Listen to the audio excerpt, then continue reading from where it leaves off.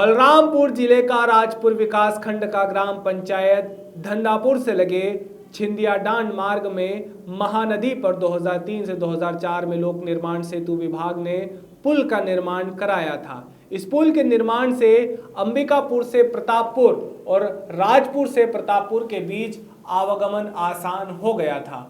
महानदी पर बने इस पुल के निर्माण से आसपास के दर्जनों गांव शहरों से जुड़ चुके थे, जिससे यहां के लोगों का जीवन काफी सुखमय हो गया था। पुल की ऊंचाई कम होने से बरसात के मौसम में नदी में बड़े बड़े पेड़ पौधे और मलबों के जमाव से पुल लगातार क्षतिग्रस्त होता रहा, जिस कारण से साल 2015 से 2016 के बीच भारी बारिश के कारण पानी का बहाव तेज होने से पुल पूरी तरह से क्षतिग्रस्त होकर टूट गया। इस पुल के टूटने से फिर से दर्जनों गांवों का संपर्क शहरों से पूरी तरह से टूट गया है, जिसके कारण लोगों को कई समस्याओं का सामना करना पड़ रहा है।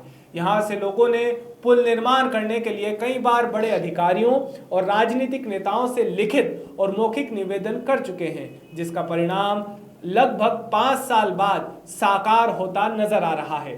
सेतु विभाग ने एक बार फिर से सर्वे कराकर लगभग 9 करोड़ की लागत से पुल का निर्माण कराने की बात कही है, जिससे लोग काफी खुश और उत्साहित हैं। बहुत समस्या है, बड़ बीमार होते हैं तो दिन में नाव चलता है, उस समय पर तो पार हो जाते हैं कोई तरह से, कम नदी रहता है तो। और नदी जब कम माने बाढ़ ज़्यादा रहता है तो उस समय पर कोई अलाउ नहीं, सब हर तरह से कोई बीमार अगर पड़ गया तो हम लोग तड़प के मर रहे हैं। लोधी डांड में कोई विकास नहीं, रोड भी नहीं है, पानी पीने का साधन नहीं है, नदी का पानी हीढ़ा पी के जी पार हो रहा है।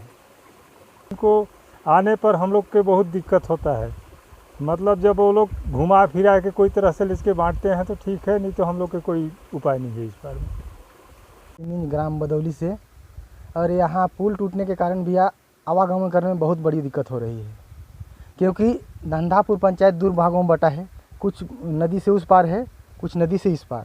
अभी बरसात के मौसम में अगर राशन पानी लेना हो तो इधर से इस पार से उस पार ले जाने में बहुत भारी दिक्कत है, क्योंकि यहाँ से अगर घूमते भी हैं हम लोग तो कम से कम 25-30 किलोमीटर की घूमना पड़ेगा बगल से, क्योंकि यहाँ पर सामने आने जाने में भाई नाव में आदमी अपने जान को जोखिम में लेकर के ही पार हो रहा है। बहुत बड़ी इसको भाई हम समस्या मानते हैं, क्योंकि पुल अभी कम से कम टूटे हुए 5-7 साल से कम नहीं हो रहा है।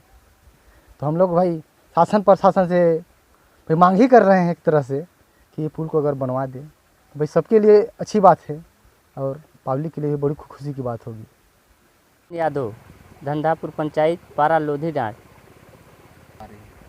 हम लोग के आने जाने में बहुत परेशानी है, सारा चीज़ हम लोग को इसी पर आना जाना हम लोग का है।